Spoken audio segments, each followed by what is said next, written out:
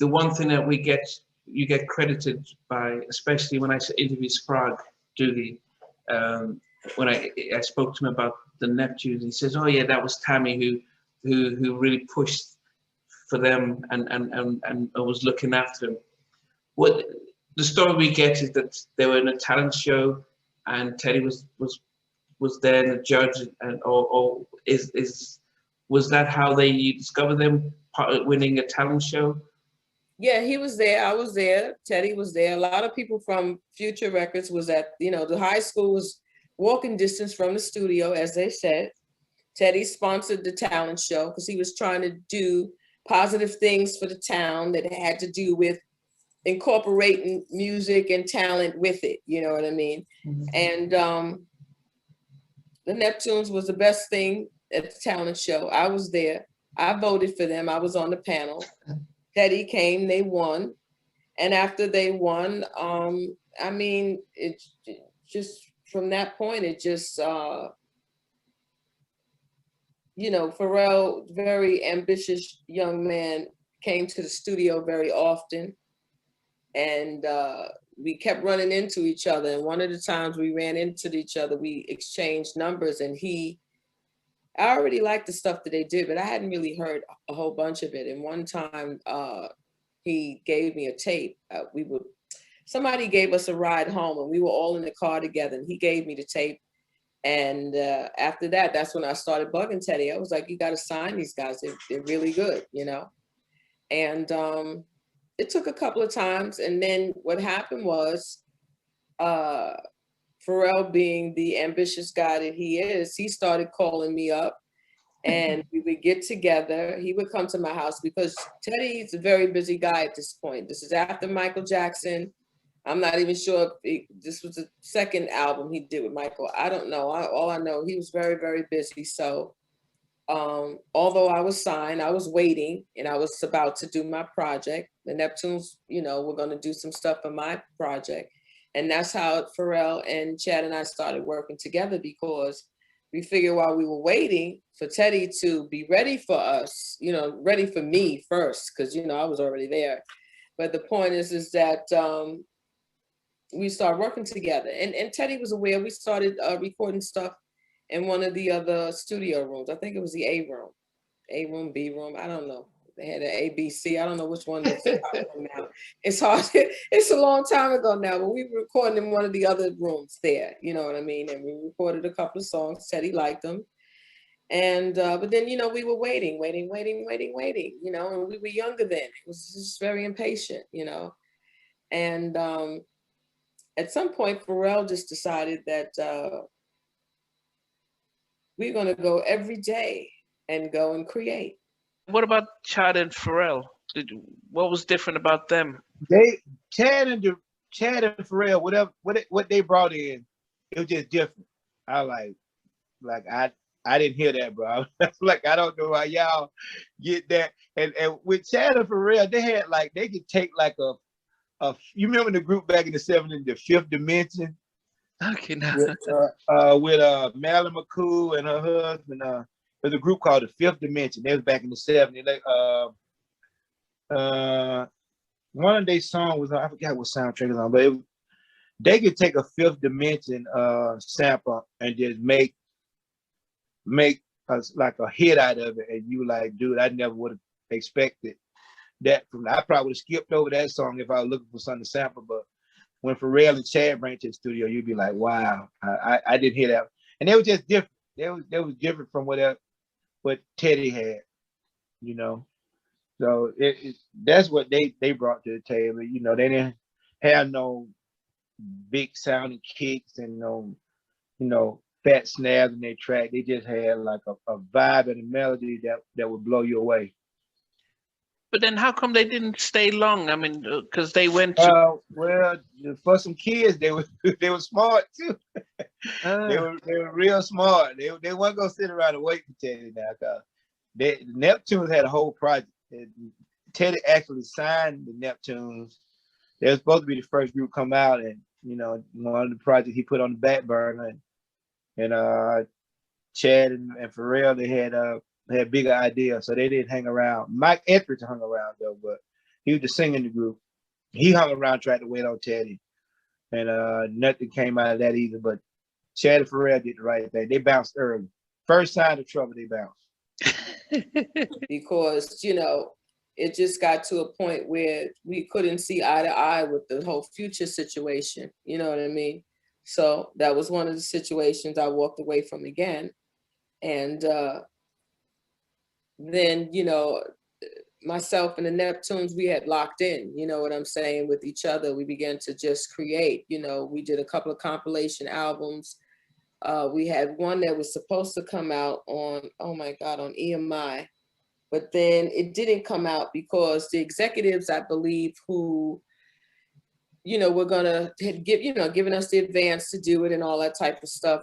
By the time the album was done, they weren't there anymore. You know, still saying it was the mergers. Right, and you see what I'm saying? It'd be little things like that in the industry. This changed, that changed. Sometimes it's not just. A lot of times it's not always beef that people think it is. It's the music business part of the thing. You know what I mean? It's a whole nother side than just, you know, the music itself. So it didn't come out, but none of this stuff is wasted. You know what I'm saying? When you're creating and doing, it's never wasted. I think when you think of of Pharrell and Chad, you know, Tammy says Pharrell was the visionary. He started thinking ahead, and Chad just said, "Yeah, I'll just go along with whatever you do. I'll do the music and stuff." Yeah. And that's what I was telling somebody the other day. I was like, yeah, like Pharrell has some help, like you said, visionary, and Chad played probably every night. Chad came in the studio with a different instrument. I was like, what? Man, it was like every night he came in with a different instrument. One night it was a trumpet, and next night it was a violin. He played so many instruments. I was like, dude played everything. You thought Prince was talented. Man, wait till you meet Chad. Wow. And Chad played everything. You know, early on, he had submitted a bunch of tracks to me, him and Chad. He submitted the tracks that he and Chad made together. And, you know, I referenced some of them, and that's how it all started. We just began to back and forth. You know, I taught them all I knew, and we worked and grew together, you know, and before I know it, I mean, in a matter of maybe 2 or 3 years, Pharrell, you know, had pretty much mastered the whole situation. Wow. He and Chad. So I think there are 2 things I caught. One, so you were signed to Teddy, and there was a plan to actually do an album. Yeah, I was signed to Future Interscope. Okay. I had a deal at MCA. I had a Capitol record deal, I had an MCA deal, and I had an Interscope deal. Okay. And the plan was there a roadmap for you to release an album? Of course, every time. No, but with the last one with Future and Interscope, was there? Every single time, okay? Things happen. What can I tell you? Yeah. Did you record with the Future teams, or were you recording mainly with? I recorded some songs with Teddy. Yes, I did, and then I started recording songs with the Neptunes. But it never got to the point where, you know, we could really, we really putting the stuff together because other things came into play. Yeah. So the stuff you recorded with Teddy, what happened to those songs? They're still around. I got them on cassette. So were they finished? Huh? Were they finished? A few of them were. But I wouldn't sing them today because they're for a young Tammy. Young Tammy Lucas, you know what I'm saying? There was a song I played, Turn Off the Lights. Was that one of the things you guys were doing early on? That was the song that I did with the Neptunes, and actually that was done after Pharrell left Teddy and after I left Teddy in 1994. This is something that just Neptunes and Tammy Lucas.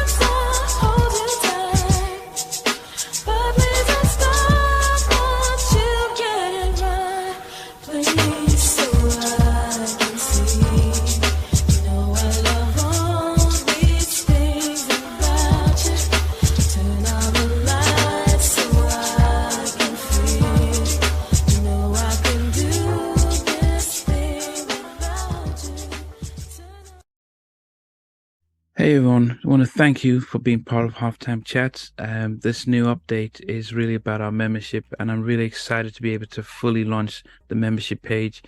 There will be things like full interviews from day one. As soon as the interview drops, you get access to it without any ads on it.